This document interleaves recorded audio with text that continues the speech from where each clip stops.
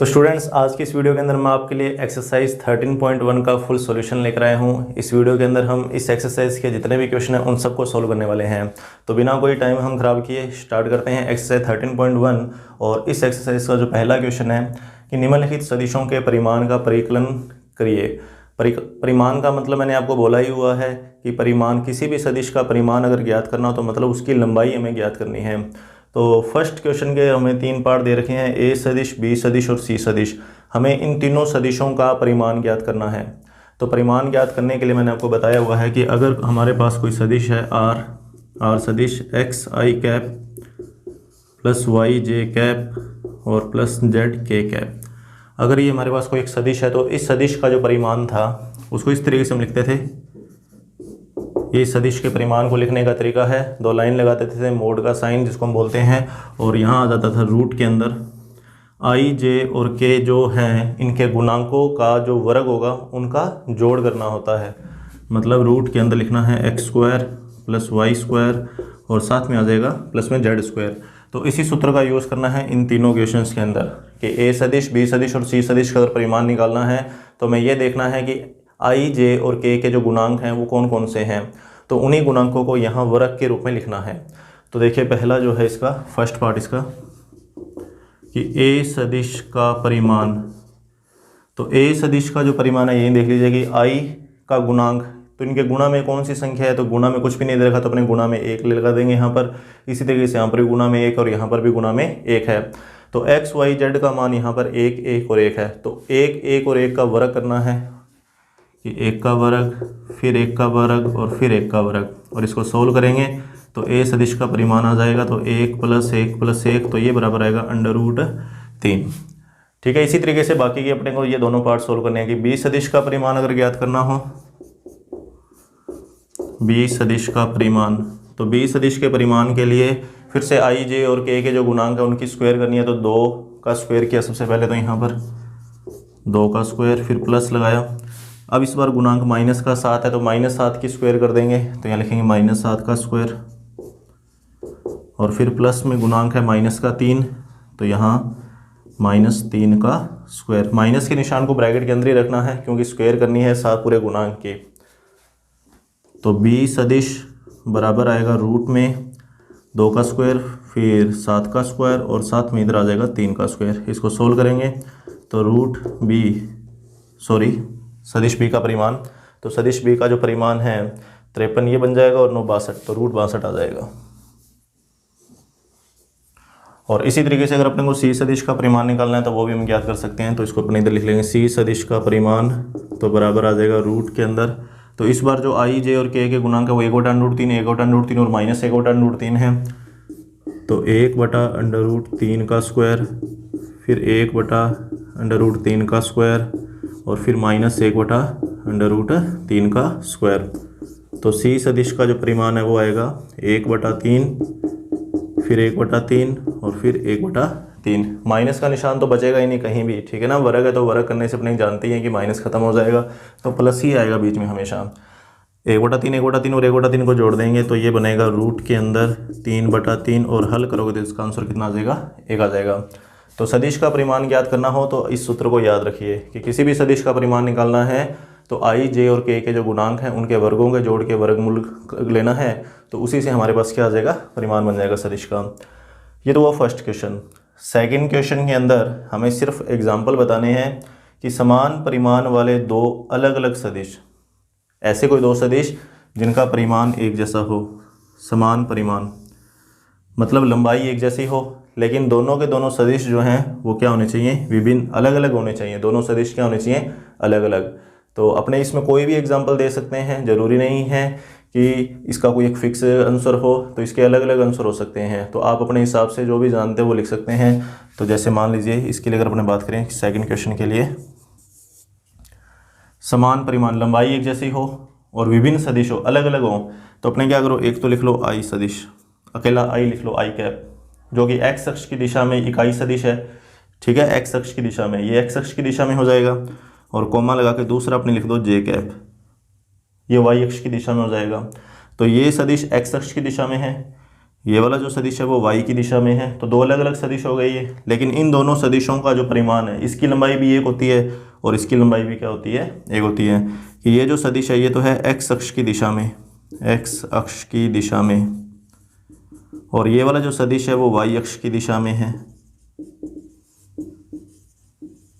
तो दो अलग अलग सदिश हो गए क्योंकि दिशा अलग अलग है। इसकी दिशा और इसकी दिशा बिल्कुल ही अलग है कि ये इस दिशा में जाएगा x अक्ष की दिशा में, और y ये जो j कैप है ये x अक्ष के लंबवत हो जाएगा। तो दो अलग अलग दिशाएं होगी, तो दो सदिश अलग अलग हो गए।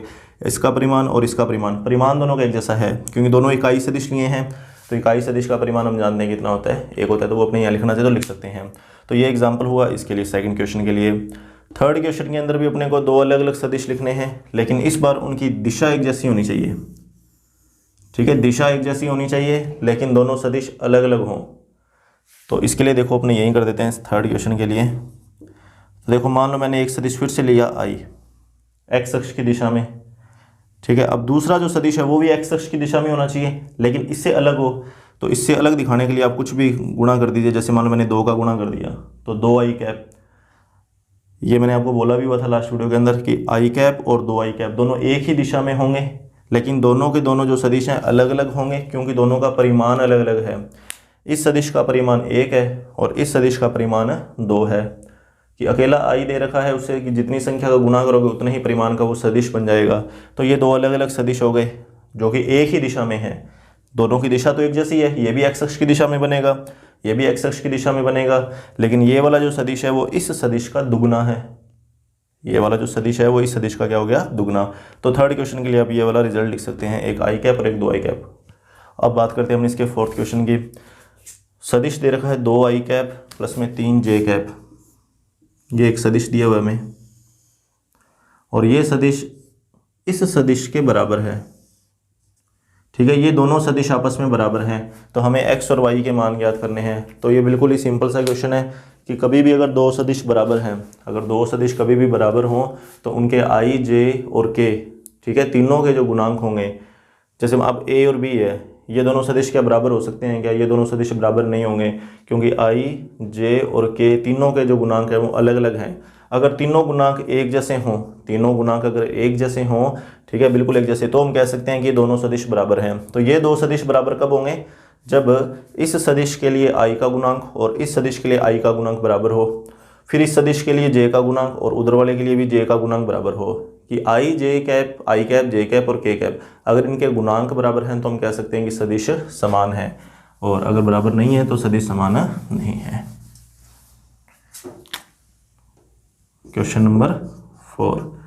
तो 2i cap plus 3j cap बराबर x i कैप और y j कैप। तो हम यहाँ लिखेंगे कि i कैप तथा j कैप के गुणांकों की तुलना करने पर, तो इधर से i का गुणांक 2 है और इधर से i का गुणांक x, तो x का मान आएगा 2 और फिर इसी तरीके से j का गुणांक 3 और इधर से j का गुणांक y। तो सिंपल सा क्वेश्चन है, ठीक है, कि इस x और y के अगर मान निकालने वाले इस तरीके से क्वेश्चन आ जाए तो आपको गुणांकों की तुलना करनी है अगर दोनों सदिश बराबर दे रखे हैं। ठीक है, अगर कोई दो सदिश बराबर दे रखे हैं तो आप क्या करोगे? i, j के गुणांकों की तुलना करोगे। ठीक है, तो ये इस क्वेश्चन का आंसर इतना ही है। पांचवें क्वेश्चन के अंदर एक सदिश का प्रारंभिक बिंदु और अंतिम बिंदु दे रखा है, तो उससे जो सदिश बनेगा, ठीक है, उस सदिश की प्रारंभिक और अंतिम बिंदु की, मान लीजिए यहाँ कर लेते हैं पांचवा क्वेश्चन।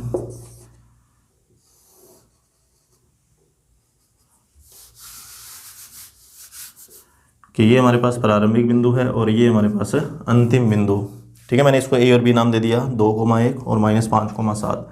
ये तो है 2,1 और ये है -5,7। दिशा इस तरीके से आएगी क्योंकि प्रारंभिक बिंदु हमने इसको 2,1 को इसने माना हुआ है, तो इधर से स्टार्ट करेंगे और उधर खत्म करेंगे। तो ए बी सदिश के अदिश और सदिश घटक लिखने हैं। अब ए बी पहले सदिश बनाना पड़ेगा, फिर ही उसके घटकों की बात की जाएगी। तो यहाँ लिखेंगे सबसे पहले तो ए बी सदिश। तो ए बी सदिश को लिखने का तरीका भी मैंने आपको लास्ट बता ही दिया था कि अगर दो बिंदु आपको दे रखे हैं तो आप क्या करोगे? बाद वाले में से पहले वाले को माइनस कर दोगे। कि आपको ए बी सदिश लिखना है तो अंतिम में से प्रारंभिक को घटाना है, मतलब -5 में से 2 को घटाएंगे और इस 7 में से इस 1 को घटा देंगे। अंतिम में से प्रारंभिक को माइनस कर दोगे तो उससे सदिश बन जाएगा जो सदिश हमें ज्ञात करना है। दो बिंदुओं से बनने वाला सदिश किस तरीके से ज्ञात किया जाता है कि प्रारंभिक को माइनस करना है अंतिम में से, ठीक है, अंतिम माइनस प्रारंभिक, कि b माइनस ए, कि b का स्थिति सदिश, ठीक है, b का स्थिति सदिश माइनस a का स्थिति सदिश। तो b माइनस ए मैं डायरेक्ट लिख रहा हूँ, -5 में से इस 2 को माइनस करना है, -5 -2 फिर i लग जाएगा, फिर प्लस 7 में से 1 माइनस कर देंगे j। तो ए बी सदिश, तो ए बी सदिश कितना आएगा, -7 i कैप प्लस का 6 j कैप। ये हमारे पास ए बी सदिश आ गया। अब अपने को क्या लिखना है, इसके घटक लिखने हैं, ठीक है, घटक। अब घटक किस प्रकार से लिखे जाएंगे, तो मैंने आपको बोला था कि घटकों के लिए अलग अलग दिशा, कि यहाँ पर अब अपने को पता है कि ये तो सदिश रूप में आ गया, ठीक है, इसको अब घटकों के रूप में मतलब अलग अलग हिस्सों में लिखना है, ठीक है। तो वो अलग अलग हिस्सों में लिखने का तरीका देखिए क्या होगा।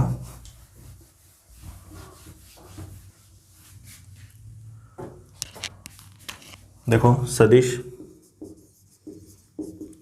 -7i कैप, ठीक है, प्लस 6j कैप, ठीक है, ये हमें सदिश दे रखा है। तो इस सदिश के अदिश घटक, तो पहले x अक्ष की दिशा में अगर बात करें, x अक्ष की दिशा में, तो x अक्ष की दिशा में सिर्फ x वाला i वाला मान लिखना है, ठीक है। ये ध्यान रखना कि x अक्ष की बात करेंगे ना तो सिर्फ इसको छोड़ देंगे, सिर्फ ये जो i वाला पद होगा, x अक्ष के लिए i वाला पद -7, बाकी 0 हो जाएंगे, ठीक है। लिखना चाहो तो लिख सकते हो, ये लो 0। और y अक्ष की दिशा में, y अक्ष की दिशा में, अच्छा ये घटक कौन सा है, ये अदिश घटक है, ये भी ध्यान रखना। घटक कौन सा लिख रहे हैं, अदिश घटक लिख रहे हैं। अब y अक्ष की दिशा में क्या होगा, तो y अक्ष की दिशा में सिर्फ ये वाला j वाला पद लिखा जाएगा, इसको छोड़ देंगे, इसको 0 कर देंगे। तो ये हमारे पास क्या हो गए, इसके अदिश घटक हो गए। अब अपने को लिखना है इसमें सदिश घटक। तो देखिए सदिश घटक क्या होंगे, सदिश घटक। तो सदिश घटक जैसे यहाँ इसकी बात करें, इसी से बनेगा सदिश घटक। इसमें ये j वाला पद 0 हो गया, सिर्फ i वाला पद आ गया एक तरीके से देखा जाए। तो यहाँ लिखेंगे -7i। और दूसरा जो सदिश घटक है वो इससे बनेगा 6j। तो ये हमारे पास सदिश घटक है अलग अलग मतलब, और ये हमारे पास अदिश घटक हैं। तो ये इस आंसर है इस क्वेश्चन का, ठीक है, 5वें क्वेश्चन का। कि पहले तो आप प्रारंभिक और अंतिम बिंदु से सदिश बनाओगे, फिर उस सदिश को अलग अलग हिस्सों में लिख के दिखाना है, ठीक है। कि अगर आपको x अक्ष का घटक लिखना है तो y को 0 कर दो, y का लिखना है तो x को 0 कर देंगे, और इसको सदिश रूप देना है तो i j साथ में लगा देंगे। अब यहाँ पे ये 0 है तो वो j वाला पद नहीं आया, यहाँ पे ये x वाला मान 0 है तो यहाँ पर वो x वाला पद नहीं आया, ठीक है। तो ये बातें भी अपने को समझनी है।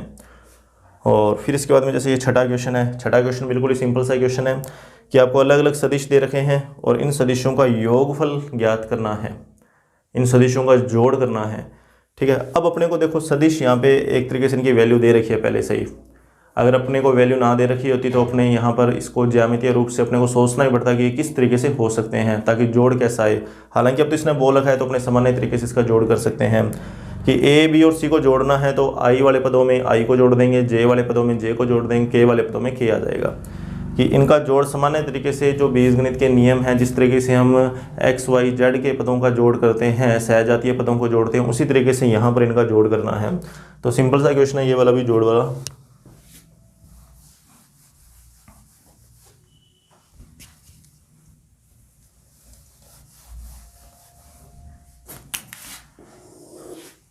क्वेश्चन नंबर 6, a सदिश प्लस b सदिश प्लस c सदिश, ठीक है। तो a b और c का जोड़ करना है। तो पहले तो इनको लिख लेते हैं कि i कैप माइनस का 2j कैप प्लस का k कैप, फिर प्लस का निशान, ठीक है। ये a सदिश का मान है माइनस का 2i प्लस का 4j प्लस का 5k कैप, और फिर उसके बाद में c सदिश i कैप माइनस का 6j कैप माइनस का 7k कैप। तो इनका जोड़ देखिए क्या बनेगा। तो i वाले पदों को इकट्ठा करना है। तो देखो i यहाँ पर, फिर यहाँ पर और फिर यहाँ पर है, 3 जगह पर i है। तो तीनों को देखो किस तरीके से जोड़ेंगे। आप चाहो तो यहाँ पर कॉमन वगैरह निकाल के भी लिख सकते हैं, और अगर डायरेक्ट अगर आप जोड़ कर सकते हैं तो डायरेक्ट भी जोड़ कर सकते हैं। मतलब जैसे i और i तो 2i, लेकिन ये माइनस का 2i है तो ये 0। और अगर गुणांकों के हिसाब से जोड़ करना है तो आप ब्रैकेट लगाएंगे यहाँ पर। जैसे इसका गुणांक, इस i का गुणांक 1 लिखा, इस i का गुणांक -2 लिखा और इस i का गुणांक फिर 1 लिखा। प्लस का है तो प्लस में, माइनस का है तो माइनस में, और फिर i लगा देंगे।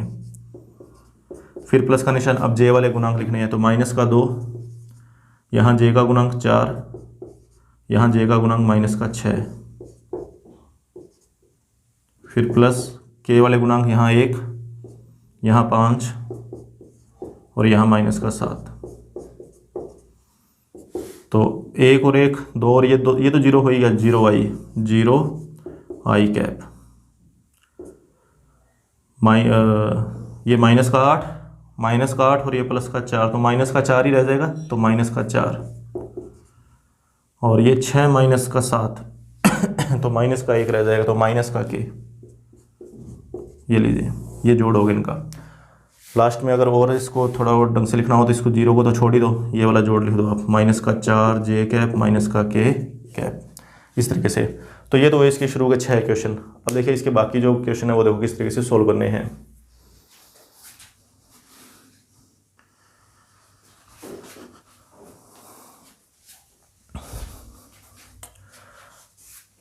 तो देखिए 7वां, 8वां और 9वां, ये तीनों जो क्वेश्चन है ये मात्रक सदिश के ऊपर ही आधारित हैं। तीनों ही क्वेश्चन के अंदर एक ही सूत्र लगने वाला है मात्रक सदिश को ज्ञात करने के लिए। ठीक है, हमें क्या करना है, मात्रक सदिश लिखना है, मात्रक सदिश लिखना है, मात्रक सदिश लिखना है, मतलब इकाई सदिश। ठीक है, हमें इकाई सदिश ज्ञात करना है। तो सबसे पहले तो ये देख लीजिए कि इकाई सदिश को ज्ञात करने का सूत्र क्या है। मात्रक सदिश या इकाई सदिश वो सदिश होता है जिसका परिमाण 1 होता है। मात्रक सदिश या फिर इकाई सदिश एक ही बात है। कौन सा सदिश होगा, जिसका परिमाण कितना होता है, 1 होता है। लेकिन इसका सूत्र, इसको ज्ञात कैसे करते हैं, ज्ञात करने का सूत्र। ठीक है, किसको ज्ञात करने का सूत्र है, मात्रक सदिश को। तो सूत्र है कि पहले लिखेंगे सदिश बटा सदिश का परिमाण।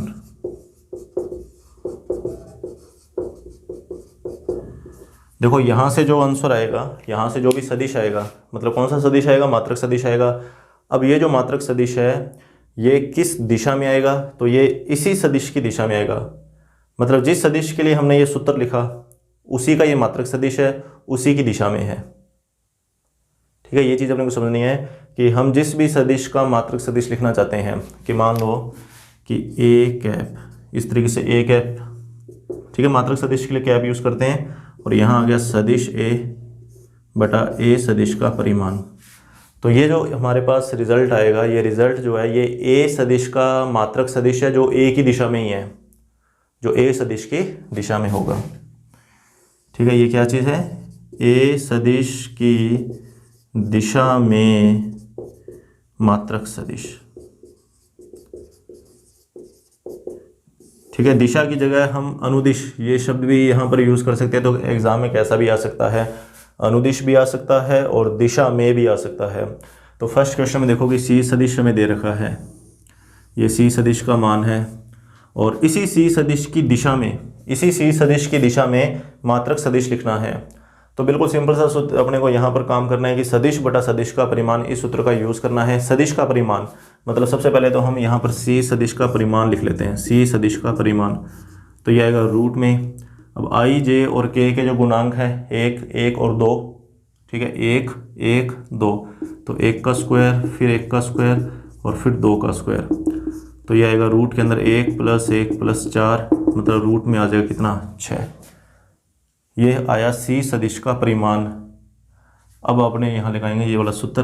तो देखो मैंने यहाँ लिखा सी कैप। ठीक है, सी कैप क्या बनेगा कि पहले सी सदिश फिर बटा में सी सदिश का परिमाण।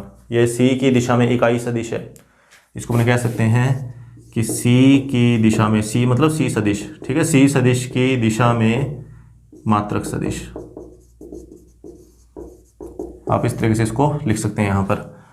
तो सदिश अपने को दे रखा है, परिमाण हमने ज्ञात कर लिया। ठीक है, सदिश हमें दिया हुआ है, परिमाण हमने ज्ञात कर लिया। दोनों का भाग जो होगा, दोनों का जो भागफल होगा कि इस सदिश में इसका भाग देना है।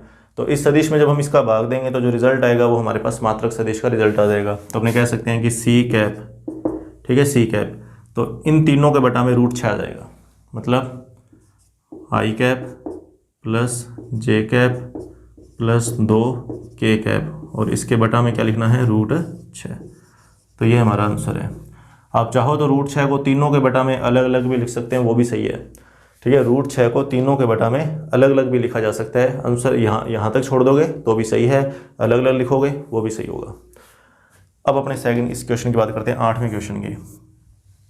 इस 8वें क्वेश्चन में मात्रक सदिश ज्ञात करना है, लेकिन अब ये जो मात्रक सदिश ज्ञात करना है वो इस सदिश की दिशा में ज्ञात करना है, पी क्यू सदिश की दिशा में।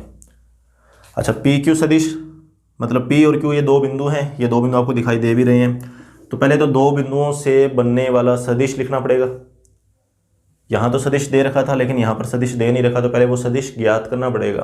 तो यहाँ लिखेंगे अपने सबसे पहले तो पी क्यू सदिश, पी क्यू सदिश।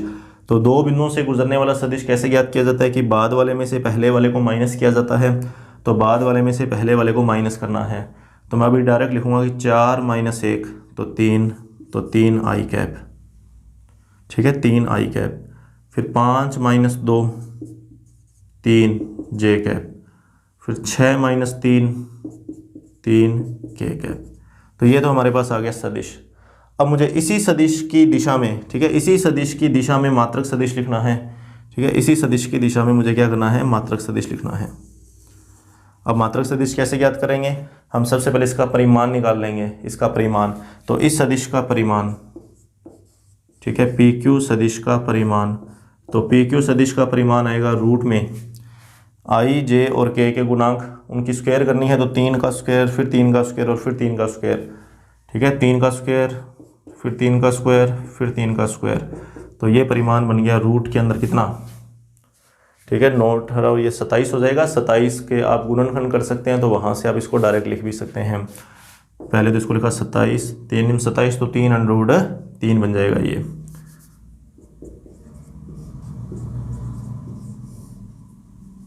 तो ये जो 3√3 आया ये क्या चीज़ है, ये 3√3 जो है ये इस सदिश का परिमाण है, इस सदिश का परिमाण। तो अब अपने को क्या लिखना है, मात्रक सदिश। तो यहाँ लिखेंगे कि पी क्यू सदिश की दिशा में मात्रक सदिश। तो सूत्र वही है, ठीक है, सूत्र के अंदर कोई चेंजिंग नहीं है। जो हमें फर्स्ट इस 7वें क्वेश्चन के लिए यूज़ किया है वही यहाँ पर अपने यूज़ कर लेंगे कि सदिश बटा सदिश का परिमाण, ठीक है, सूत्र यही है, सदिश बटा सदिश का परिमाण। तो सदिश ये रहा पी क्यू सदिश, हमें पी क्यू सदिश की दिशा में मात्रक सदिश याद करना है ना, तो सदिश ये है ही हमारे पास, और इस सदिश का परिमाण भी वो रहा 3√3। तो इस सदिश में, ठीक है, इसमें इस 3√3 का भाग देना है। तो यहाँ लिखेंगे अपने कि 3i 3j 3k, और इसके बटा में आ जाएगा 3√3। 3√3 को तीनों के बटा में जब अलग अलग लिखोगे तो ये 3 कैंसिल हो जाएगा। मैं डायरेक्ट भी इसको लिख रहा हूँ, 1/√3 आई कैप, फिर 1/√3 जे कैप, फिर 1/√3 के कैप। तो ये इसका रिजल्ट है फाइनल पी क्यू सदिश के लिए, ठीक है। तो अपने को बस यही ध्यान रखना है कि कौन से सदिश का मात्रक सदिश ज्ञात करना है। जिस भी सदिश का मात्रक सदिश ज्ञात करना होगा उसका पहले उस सदिश को पहले देख लीजिए वो सदिश आपके पास है या नहीं, आई जे के रूप में। अगर वो सदिश आपके पास आई जे और के रूप में है तो आप उसका परिमाण निकाल लो, दोनों का आपस में भाग दे दो। अब यहाँ पर 7वें क्वेश्चन में सदिश दे रखा था तो हमने सिर्फ परिमाण निकाला और उसका भाग दे दिया परिमाण का, ठीक है। इस सदिश में इस परिमाण का भाग दे दिया, हमारे पास इकाई सदिश आ गया। यहाँ 8वें क्वेश्चन में हमें सिर्फ बिंदु दे रखे थे तो हमने पहले सदिश ज्ञात किया, और दो बिंदुओं के लिए सदिश कैसे ज्ञात करते हैं हम जानते हैं कि बाद वाले में से पहले वाले को माइनस करते हैं, साथ में आई जे के लगाते जाएंगे। और फिर इस सदिश का जब ये सदिश बन गया तो इस सदिश का हमने परिमाण निकाल लिया और दोनों का आपस में भाग दे दिया। अब ये लास्ट इसका जो 9वां क्वेश्चन है अनुदिश मात्रक सदिश का, वो देखिए कैसे होगा।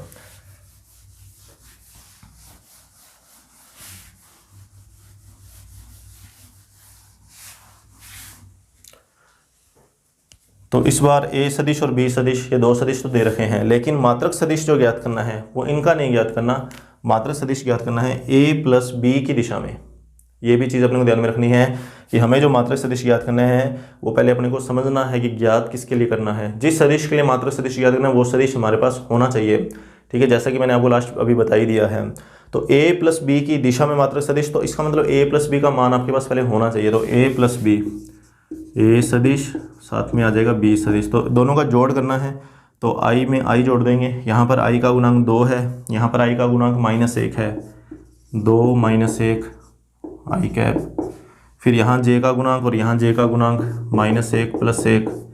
ठीक है, पहले तो अपने इनका जोड़ कर रहे हैं और फिर यहाँ पर k का गुणांक 2 - 1 k कैप, तो ये बनेगा 2 - 1 1, तो 1 i डायरेक्ट i लिख दीजिए, ये 0 ही हो जाएगा, इसको लिखने की जरूरत नहीं है। ठीक है, ये वाला पद 0 हो गया और यहाँ पर 1 बनेगा, तो ये k। अगर आप बीच में j को दिखाना चाहो तो 0j, ऐसे 0j प्लस में k, इस तरीके से भी लिख सकते हैं। अब देखिए, तो मुझे हमें इस सदिश का मात्रक सदिश ज्ञात करना है। तो जिस सदिश का मात्रक सदिश ज्ञात करना है उसका परिमाण ज्ञात करना पड़ेगा। सदिश तो वो हमने ज्ञात कर लिया, अब इसका परिमाण सबसे पहले ज्ञात करेंगे। लिखेंगे a प्लस बी का परिमाण, तो रूट i का गुणांक 1 है तो 1 का स्क्वायर, j का गुणांक 0 है तो 0 का स्क्वायर, k का गुणांक 1 है तो 1 का स्क्वायर, तो ये आएगा रूट में 1 + 1, मतलब रूट के अंदर कितना 2। तो ये रूट 2 जो है वो इस सदिश का परिमाण है। मात्रक सदिश ज्ञात करना है तो दोनों का आपस में भाग दे देंगे। तो ये लिखेंगे a प्लस बी की दिशा में मात्रक सदिश, a प्लस बी की दिशा में मात्रक सदिश, तो ये रहा हमारे पास a प्लस बी सदिश और ये इस सदिश का परिमाण, तो दोनों का आपस में भाग देना है अपने को। तो i कैप प्लस, इसको छोड़िए k कैप लिख दीजिए डायरेक्ट, और बटा में रूट 2, तो ये बना रिजल्ट है। तो ये तो हुए मात्रक सदिश के क्वेश्चन। अब इसके बाद में एक क्वेश्चन और है जो कि काफ़ी इंपॉर्टेंट भी है मात्रक सदिशों के लिए, और इसके ऊपर एग्जाम्पल भी दे रखा है और एग्ज़ाम में ये पूछा भी जाता है। तो देखिए उस क्वेश्चन को किस तरीके से सोल्व करना है।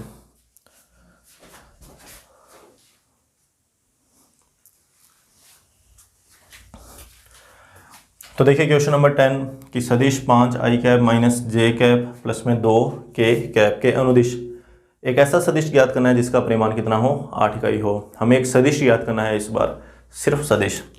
ठीक है, हमें ज्ञात क्या करना है, सदिश ज्ञात करना है, लेकिन उस सदिश का जो परिमाण है उस सदिश का परिमाण 8 इकाई होना चाहिए।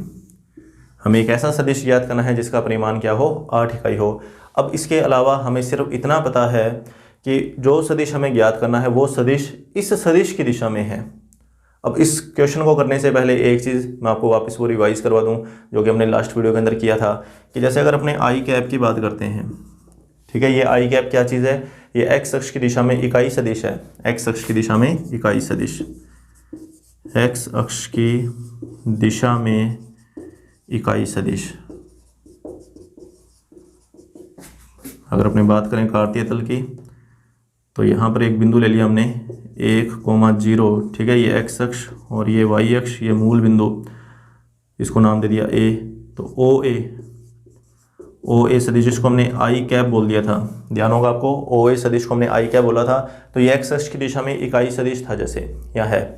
ठीक है, आई कैप जो है वो एक्स अक्ष की दिशा में क्या है, इकाई सदिश है। फिर उन्होंने आपको बोला था कि इसी दिशा में अगर अपने कोई और बिंदु ले लें, इसी दिशा में कोई और बिंदु ले लें, जैसे मान लो यहाँ पर हमने कोई एक बिंदु ले लिया बी, और मान लो इसके निर्देशांक 2,0 हैं, तो ये क्या होगा, ये 2i कैप बन जाएगा, 2i कैप। देखो यहाँ से अपने को समझना क्या है, यहाँ से अपने को ये समझना है कि अगर हमें कोई भी एक निश्चित दिशा का इकाई सदिश पता है, अगर हमें किसी निश्चित दिशा का इकाई सदिश पता है, तो हम उसी दिशा में बाकी के जो सदिश हैं वो भी ज्ञात कर सकते हैं। अगर मुझे एक्स अक्ष की दिशा में इकाई सदिश के बारे में बताया तो मैं एक्स अक्ष की दिशा में कोई भी सदिश ज्ञात कर सकता हूं। आप जितने परिमाण का बोलोगे उतने परिमाण का सदिश ज्ञात हो जाएगा। कि जैसे अपने को ये बोले कि जैसे ये एक्स अक्ष यहाँ बना लेते हैं हमने कार्तीय तल, कि यहाँ पर तो चलो ठीक है ए बिंदु है 1,0। मान लो मुझे इसी दिशा में मुझे सदिश चाहिए जिसका परिमाण 10 हो।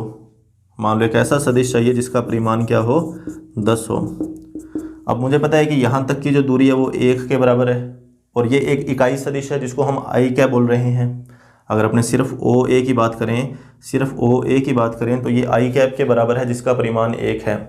हमें चाहिए 10 परिमाण का, तो अपने क्या करेंगे, 10 इकाई दूरी चलेंगे। ये 1 इकाई दूरी, ये दूसरी इकाई दूरी, फिर ये तीसरी, चौथी, 5वीं, 6ठी, 7वीं, इस तरीके से करते करते मान लो कि यहाँ पर अपने बिंदु ले लिया बी। और ये जो टोटल दूरी है, ठीक है, ये वाली जो टोटल दूरी है वो दूरी कितनी है, 10 के बराबर है।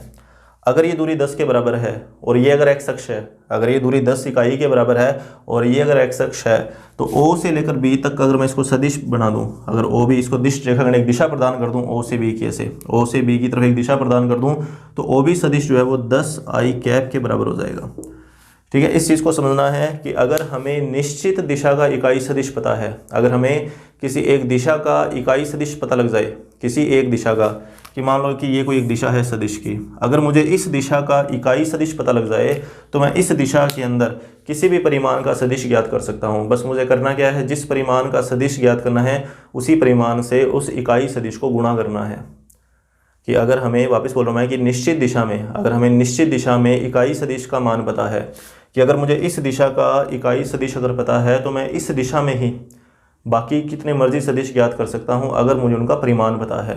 ठीक है, एक आप परिमाण दे दीजिए, उस परिमाण से बस इकाई सदिश को क्या करना है, गुणा करना है।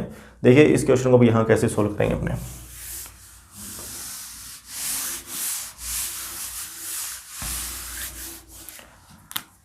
तो सबसे पहले तो दिशा हमें दे रखी है ये वाली, मुझे इस दिशा में चलना है। ठीक है, मुझे चलना है इस दिशा में, तो यहाँ लिखेंगे 5 i cap minus J cap plus 2 के कैप।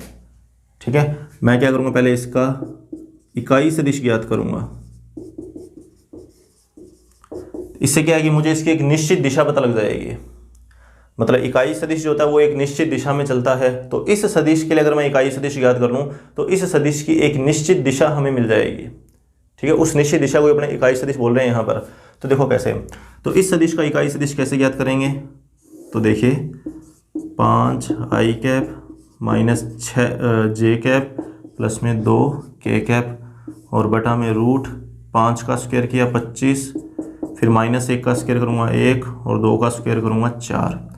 तो क्या बनेगा 5 i cap minus 6 J cap plus में 2 के कैप और बटा में 25, 26 और 4 रूट 30। तो ये जो हमारे पास अभी मान आया, ठीक है, ये वाला जो भी मान है हमारे पास, ये एक इकाई सदिश है। ठीक है, इकाई सदिश इसके लिए ये यूं कह सकते हैं कि मुझे इस सदिश की एक निश्चित दिशा पता लग गई। ये इस सदिश के लिए एक निश्चित दिशा है जिसका परिमाण 1 है।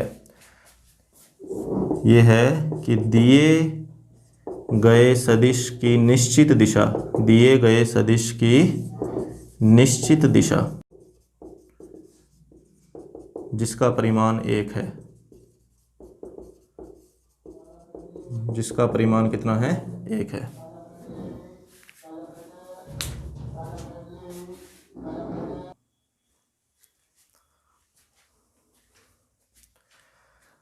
तो हमें एक निश्चित दिशा तो पता लगी गई अभी कि इस सदिश की एक निश्चित दिशा जिसका परिमाण कितना है, 1 है। ठीक है, ये जो भी सदिश होगा, जैसा कि हमने भी बनाया था कि मान लीजिए कि यह एक सदिश है ये वाला, तो इसी दिशा का मुझे इकाई सदिश मिल गया। इसी दिशा का मुझे क्या मिल गया, इकाई सदिश। एक्स अक्ष के लिए तो पता था कि इकाई सदिश क्या होता है, आई कैप होता है। तो एक्स अक्ष के लिए अपने कोई भी सदिश ज्ञात कर सकते हैं, आप चाहे कोई भी परिमाण दे दीजिए। लेकिन यहाँ पर अब इस सदिश के लिए कैसे करेंगे, तो इस सदिश के लिए पहले अपने निश्चित दिशा ज्ञात कर लेंगे। तो ये हमारे पास सदिश था, इस सदिश की एक निश्चित दिशा हमें मिल गई जिसका परिमाण कितना है, 1 है। मतलब हमें इकाई सदिश मिल गया इस दिशा में, इस दिशा में क्या मिल गया, इकाई सदिश। तो अगर ये वाला सदिश यहाँ मैंने इस तरीके से बना रखा है तो मुझे इसके लिए एक तरीके से इकाई सदिश मिल गया। जैसे कि एक्स अक्ष के लिए आई कैप है, उसी तरीके से इस सदिश के लिए भी यहाँ पर कोई ना कोई आई कैप का काम करेगा, मतलब इकाई सदिश का काम करेगा। अब इसका परिमाण 1 है, लेकिन हमें अब जो सदिश चाहिए, हमें इस दिशा में ही एक सदिश चाहिए, हमें इसी दिशा में एक सदिश चाहिए, लेकिन उस सदिश का परिमाण कितना होना चाहिए, 8 होना चाहिए। तो ये तो है इकाई परिमाण का सदिश इस दिशा में, इस सदिश की दिशा में या इसी सदिश के अनुदिश इकाई परिमाण का ये सदिश है। हमें चाहिए 8 परिमाण का सदिश, तो इसको 8 से गुणा कर देंगे। अगर ये इकाई परिमाण का सदिश है, अगर ये इकाई परिमाण का सदिश है तो 8 इकाई परिमाण का सदिश कैसे निकाल लेंगे, इस सदिश को 8 से गुणा कर देंगे। ये सदिश इसकी एक दिशा को व्यक्त करता है, तो यहाँ से जो सदिश बनेगा वो भी इसी की ही दिशा को व्यक्त करेगा। तो अपने को इसको 8 से गुणा करना, तो यहाँ लिखेंगे अभी, अतः 5i माइनस जे प्लस 2k कैप की दिशा में 8 इकाई परिमाण का सदिश। तो 8 गुणा में ये इकाई सदिश आ जाएगा जो यहाँ पर ज्ञात किया है।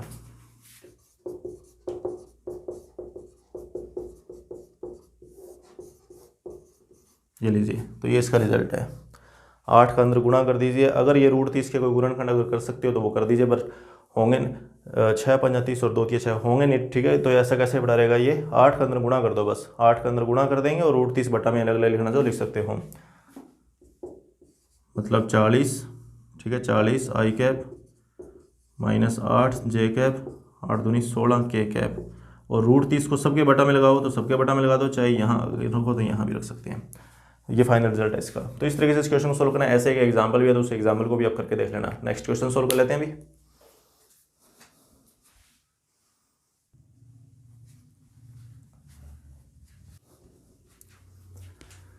तो देखिए क्वेश्चन नंबर 11 आपको दो बिंदु दे रखे हैं, ठीक है, मैंने उनको बुक्स में लिखा हुआ है। ये दोनों बिंदु आपको संरेख बताने हैं। देखिए संरेख यहाँ पर एक्चुअली के अंदर संरेख की बजाय आप ये लिख लीजिए कि एक ही दिशा में है, ये ज़्यादा सही रहेगा। यहाँ पर एक ही दिशा में, ठीक है। संरेख तो होंगे दो बिंदु, अगर आपको कोई भी दो बिंदु दे दी जाए वो दो बिंदु तो हमेशा ही संरेख होंगे। आप कहीं मर्जी एक तल पर दो बिंदु बना लीजिए, सदैव संरेख होंगे, क्योंकि दो बिंदुओं से एक सीधी रेखा बन सकती है। मतलब एक ही रेखा पर संरेख का मतलब तो हम यही समझते हैं ना कि एक ही रेखा पर स्थित होना। लेकिन सदिशों के लिए संरेख की बजाय हम ये यूज़ करेंगे एक ही दिशा में, वो ज़्यादा बढ़िया रहेगा। कि हमें ये बताना है कि ये दोनों सदिश एक ही दिशा में हैं। तो दो सदिश एक ही दिशा में हैं तो इसका कैसे पता लगा सकते हैं। तो इसका पता लगाने का बिल्कुल सिंपल सा तरीका है कि आप क्या करिए कि आई जे और के कैप, आई कैप जे कैप और के कैप, इन तीनों पदों के जो गुणांक हैं इनका अनुपात निकाल लीजिए। और वो अनुपात अगर बराबर आ गया तो इसका मतलब ये एक ही दिशा में है।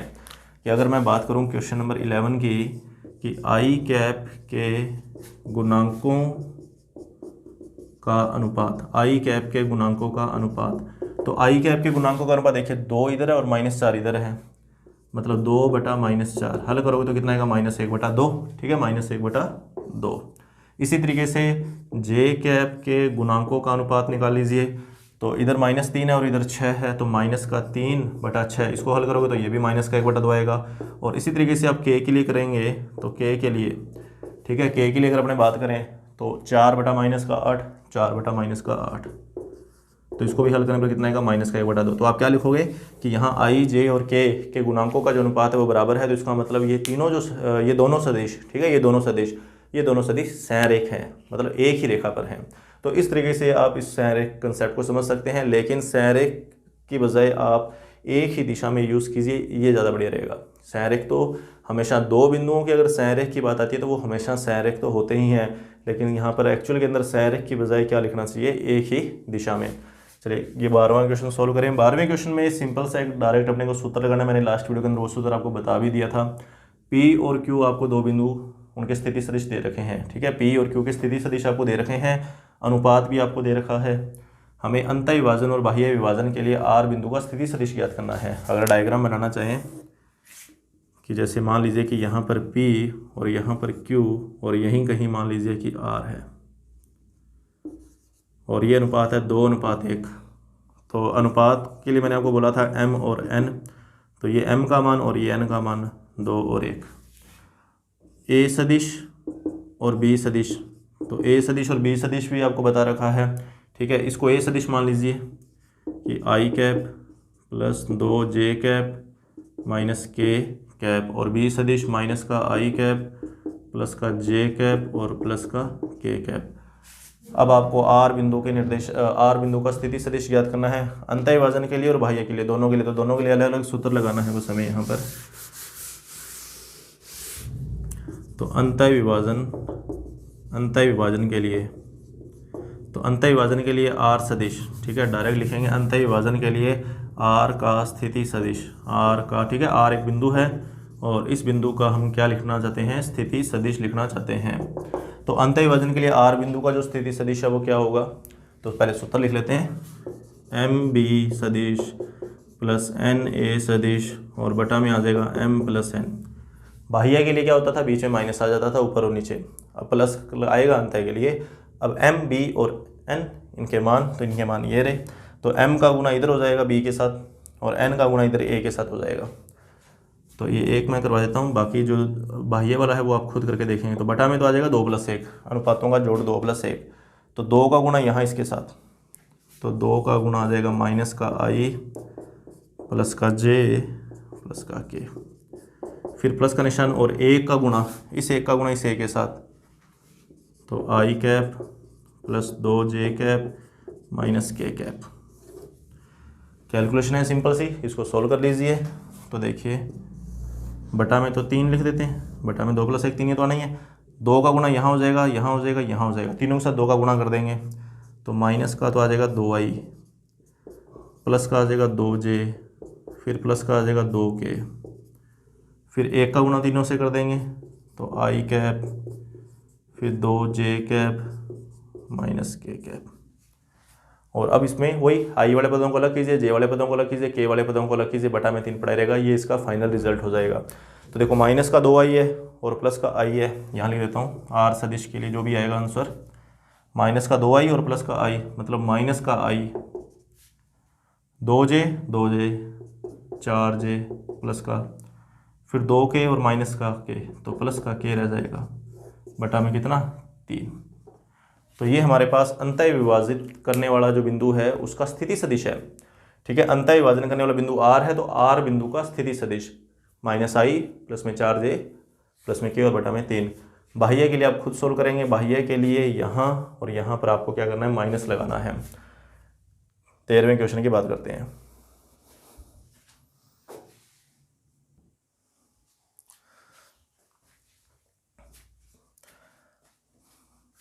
देखिए 13वें क्वेश्चन के अंदर आपको P और Q दो बिंदु दे रखे हैं और इनको मिलाने वाला जो सदिश है उसका मध्य बिंदु ज्ञात करना है। ठीक है, इनको मिलाने वाला जो भी सदिश होगा, सदिश मतलब दिश रेखाखंड, ठीक है, P और Q को मिलाने वाला जो भी दिश रेखाखंड है उसका मध्य बिंदु। अब मध्य बिंदु के लिए भी वही कंसेप्ट रहेगा कि जो कि हमने अभी अनुपात लिखा था m/n, तो उसमें क्या करेंगे, मध्य बिंदु के लिए m और n को दोनों को बराबर कर देंगे। अगर P और Q के बिल्कुल बीच में कोई बिंदु है, P और Q के बिल्कुल बीच में अगर कोई बिंदु है, ये P और ये Q, बिल्कुल यहाँ सेंटर पर हमने कोई बिंदु मान लिया R, तो इस साइड जो अनुपात होगा और इस साइड जो अनुपात होगा, मतलब ये दोनों भाग आपस में बराबर हो जाएंगे। ठीक है, तो दोनों भागों का अनुपात 1 और 1 रह जाएगा, 1:1। और अंतः विभाजन का जो सूत्र होगा, ठीक है, अंतः विभाजन का जो सूत्र होगा, बस उस सूत्र के अंदर आपको कुछ नहीं करना, m और n की जगह दोनों जगह 1 1 लिखना है। तो क्या आ जाएगा, r के लिए जो सदिश बनेगा वो डायरेक्ट ये आ जाएगा कि a प्लस b सदिश, ठीक है, a सदिश फिर b सदिश और बटा में 2। तो आप पहले तो क्या करो, यहाँ से स्थिति सदिश निकालो, यहाँ से जो स्थिति सदिश बनेगा वो a सदिश बन जाएगा, यहाँ से जो स्थिति सदिश बनेगा वो b सदिश बन जाएगा। तो यहाँ लिखेंगे p के लिए स्थिति सदिश, तो p के लिए स्थिति सदिश मान लिया मैंने a सदिश है, तो कुछ नहीं करना, i j और k लगाना है, साथ में 2i 3j 4k। और q के लिए स्थिति सदिश, उसको b मान लिया, b सदिश, ठीक है, तो b सदिश, तो 4i plus j minus 2k।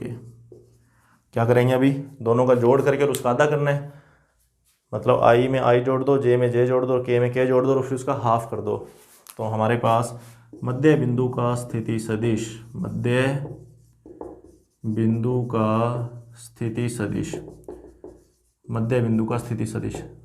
ठीक है। अब इसको छोड़ दीजिए, तो दोनों का जोड़ करना है, तो 2i और 4i 6i, ठीक है, ये सूत्र लिखना है और उसके बाद में सूत्र में मान लिखना है, फिर ये 4j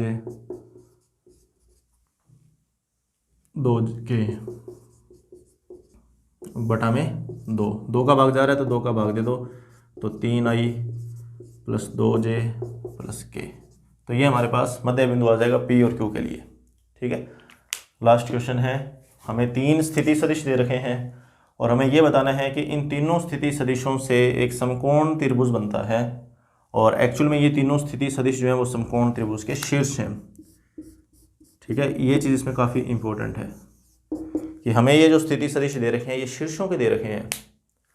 अगर मैं किसी बात करूं समकोण त्रिभुज की, हालांकि अभी मैं एग्जैक्ट लिख नहीं सकता, और आपको सिर्फ बता दूं ये कि अगर ये समकोण त्रिभुज है तो हमें क्या है कि यहाँ पर इस तरीके से यहाँ पर जो बिंदु आएंगे, मतलब शीर्ष जो होंगे ना, शीर्ष जैसे ए बी सी, तो ए बी सी के लिए ये शीर्ष हैं और शीर्षों के ए बी सी इसके लिए शीर्ष हैं और ए बी सी शीर्षों के लिए ये स्थिति सदिश हैं। अगर बात करूँ ये वाला बिंदु, ये जो सदिश है ये वाला, ये इन तीनों में से कहीं पर भी किसी भी एक बिंदु का स्थिति सदिश हो सकता है। ये वाला बिंदु भी इन तीनों के लिए कहीं भी, ठीक है, हो सकता है कि इस बिंदु का स्थिति सदिश हो सकता है इस बिंदु का स्थिति सदिश हो सकता है इस बिंदु का स्थिति सदिश हो। अभी हमें पता नहीं है कि ये तीनों बिंदु कहाँ पर आएंगे, ठीक है, कि ए कहाँ आएगा, बी कहाँ आएगा और सी कहाँ आएगा। तो देखो इस क्वेश्चन को किस तरीके से सोल्व करना है।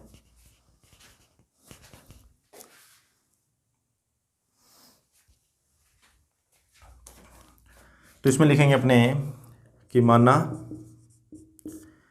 सदिश ए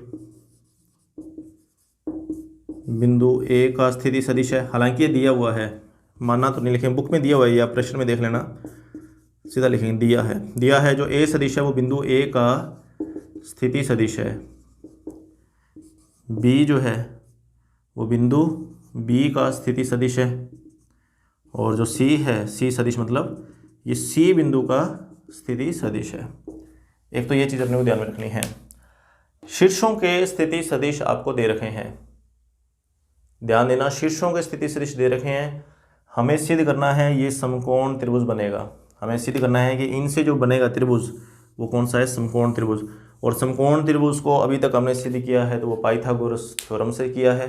अभी तक हम जानते हैं कि अगर कोई त्रिभुज समकोण त्रिभुज है तो उसमें पाइथागोरस प्रमेय जो है वो अप्लाई होती है, उस थ्योरम का हम वहाँ पर यूज कर सकते हैं कि दो भुजाओं का, ठीक है, समकोण त्रिभुज की अगर अपने बात करें तो उसकी दो भुजाओं का जो वर्ग करके उसका योगफल करते हैं वो तीसरी भुजा के वर्ग के बराबर आ जाता है। तो वही चीज़ यहाँ पर भी लागू होनी चाहिए। अगर ये समकोण त्रिभुज के शीर्ष हैं तो इसका मतलब उस थ्योरम को भी ये सिद्ध करेंगे कि किन्हीं दो भुजाओं का वर्गों का अगर अपने योग कर दें तो वो तीसरे के वर्ग के बराबर आ जाएगा, ठीक है। तो उसी कंसेप्ट का यहाँ पर अपने फिर से यूज़ करने वाले हैं। तो हमें शीर्षों के स्थिति सदिश पता है, लेकिन हमें तो भुजाओं का वर्ग करना है। हम जानते हैं, वो स्टेटमेंट यहाँ लिख देंगे, हम जानते हैं कि किसी समकोण त्रिभुज में, या इसको ऐसे ना लिखें, समकोण त्रिभुज तो अपने को सिद्ध करना है, ठीक है। तो समकोण त्रिभुज यहाँ पर अपने को लिखेंगे नहीं। हम जानते हैं कि यदि किसी त्रिभुज में किन्हीं दो, ठीक है, किन्हीं दो भुजाओं के वर्गों का योगफल तीसरी भुजा के वर्ग के बराबर हो तो वह त्रिभुज समकोण त्रिभुज कहलाता है। तो इस स्टेटमेंट का अपने को यहाँ पर यूज़ करना है। तो ये स्टेटमेंट हमने लिख लिया। अब देखिए यहाँ पर लिखा कि भुजाओं के वर्गों का योगफल, देखिए यहाँ पर भुजाओं पर काम करना पड़ेगा, ठीक है। हमें जो काम करना है वो किस पर करना है, भुजाओं पर। लेकिन भुजा तो अपने को दे ही नहीं रखी, हमें सिर्फ क्या दे रखे हैं, हमें सिर्फ स्थिति सदिश दे रखे हैं, और वो भी किसके, शीर्षों के, ठीक है। ये जो स्थिति सदिश हैं ये शीर्षों के स्थिति सदिश हैं, भुजा के लिए हमें कोई भी सदिश नहीं दे रखा। तो सबसे पहले हम भुजाओं को सदिश रूप में लिखेंगे, ठीक है। हमारा इसमें जो पहला काम रहेगा वो ये रहेगा कि हम सबसे पहले तो भुजाओं को सदिश रूप में ज्ञात करेंगे। भुजाओं को सदिश रूप में, कि जैसे मान लो कि ए बी, अगर मैं बात करूं ए बी भुजा की, ठीक है, समकोण त्रिभुज वही तीन शीर्षों से मिलकर बना है। अभी मैं लिखूंगा नहीं ए बी और सी कहाँ पर हैं, ठीक है। हमें अभी पता नहीं है कि ए बी सी कहाँ पर आएगा, लेकिन कहीं ना कहीं ए बी और सी है। तो अगर मैं ए बी भुजा की बात करूं तो ए बी भुजा का मैं पहले तो सदिश रूप लिखूंगा। अब ए बी भुजा का सदिश रूप कैसे आएगा, तो ये आएगा कि बी का स्थिति सदिश, वही बाद वाले में से पहले वाले को माइनस करने पर आएगा, बी का स्थिति सदिश माइनस ए का स्थिति सदिश। तो देखो ए बी सदिश, तो बी का स्थिति सदिश, तो b में से a को माइनस करने पर आएगा। b का स्थिति सदिश ये b है और a का स्थिति सदिश ये a सदिश है, तो इन दोनों को माइनस कर दो, बाद वाले में से पहले वाले को माइनस कर दो तो a भी सदिश बन जाएगा।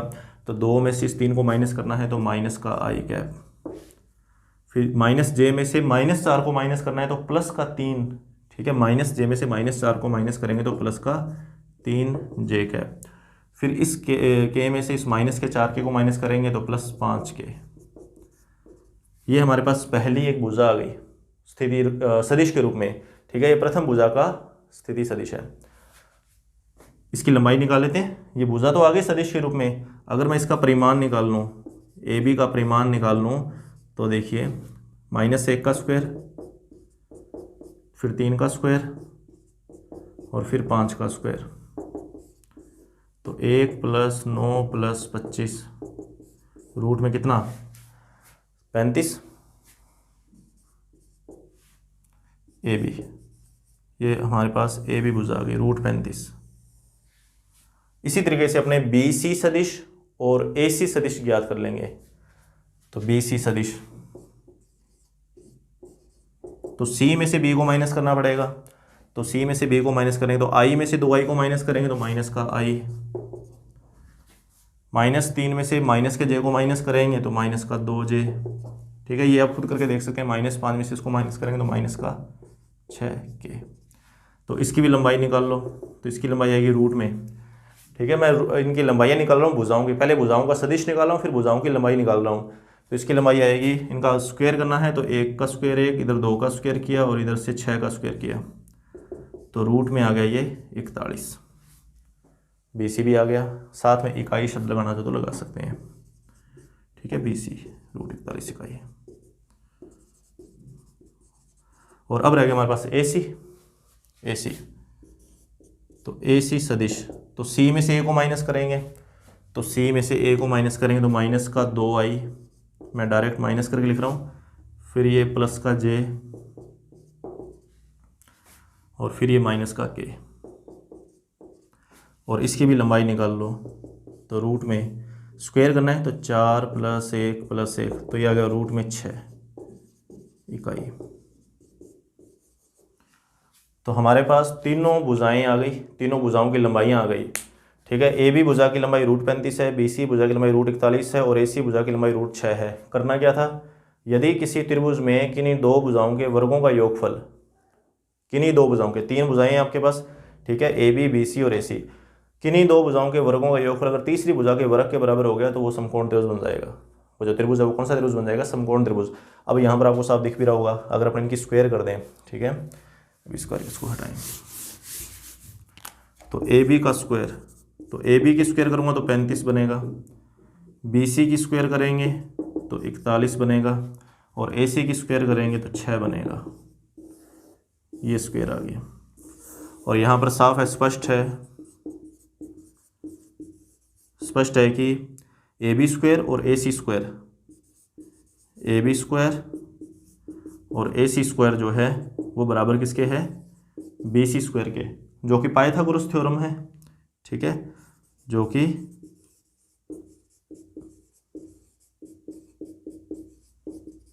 पाइथागोरस प्रमेय है। अतः इस प्रमेय के अनुसार, इस प्रमेय का कथन जो है, इस प्रमेय के कथन के अनुसार जो त्रिभुज बनेगा वो कौन सा बनेगा, समकोण त्रिभुज बनेगा। अतः त्रिभुज ए बी सी, त्रिभुज ए बी सी क्या है, समकोण त्रिभुज है। अब आता है कि ए बी सी आएंगे कहाँ पर, तो देखो ए बी स्क्वायर और ए सी स्क्वायर, अच्छा बी सी ये सामने कर्ण, ये भी हम जानते हैं कि लंब स्क्वायर और आधार स्क्वायर, और ये इधर कर्ण स्क्वायर आता है, तो ये कर्ण, ये बी सी तो कर्ण के लिए आ जाएगा, मतलब बी सी तो इस तरफ आ जाएंगे, अब कहीं मर्जी लिख दीजिए, उससे कोई फर्क नहीं पड़ने वाला। ये लो बी सी, बचा क्या ए, तो ए यहाँ आ जाएगा। तो इसका मतलब हमें यहाँ पर करना क्या था, हमें यहाँ पर शीर्ष दे रखे थे, ठीक है, ये शीर्ष दे रखे थे, हमने तीनों शीर्षों से पहले भुजाएं निकाल ली, फिर उन भुजाओं की लंबाइयाँ निकाल ली, फिर पाइथागोरस ये जो प्रमेय थी इसके कथन की बात कर ली हमने कि इसके कथन के अनुसार, ठीक है, इस कथन के अनुसार हमने देख लिया कि दो भुजाओं का वर्ग तीसरी के वर्ग के बराबर है, तो इसका मतलब समकोण त्रिभुज बनेगा, ठीक है, और ये हमें यहाँ पर सिद्ध करना था। तो 13.1 के हमने सारे क्वेश्चन सोल्व कर लिए हैं। अपनी नेक्स्ट वीडियो के अंदर हम इसके बाद में 13.2 के लिए जो भी बेसिक जितने भी सूत्र हो सकते हैं उन सबको पहले तो उनका यहाँ पर दोहरान करेंगे, ठीक है। पहले तो उनके व्युत्पन्न वगैरह की अगर बात है तो पहले उनको सोल्व करके देख लेंगे और उसके बाद में हम इसके एक्सरसाइज के क्वेश्चन सोल्व करेंगे। तब तक के लिए आप इसके एग्जाम्पल वगैरह सोल्व करके देख लीजिए, जो 13.1 के जो एग्जाम्पल हैं उन एग्जाम्पल्स को देख लीजिए। Thank you.